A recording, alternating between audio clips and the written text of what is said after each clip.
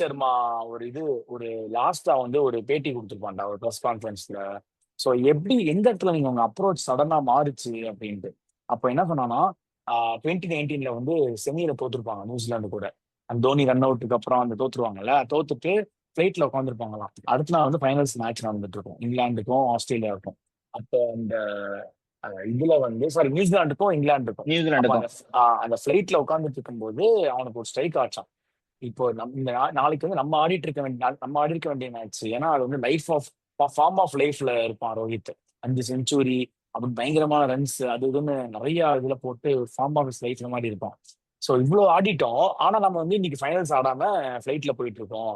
அப்ப என்னது நம்ம அடிச்சு நம்மளோட பர்சனல் இது எதுவுமே, ஏன்னா ரெக்கார்ட்ல எதுவுமே வேஸ்ட். எல்லாமே டீம் வந்து அங்க எதுவுமே பண்ணல.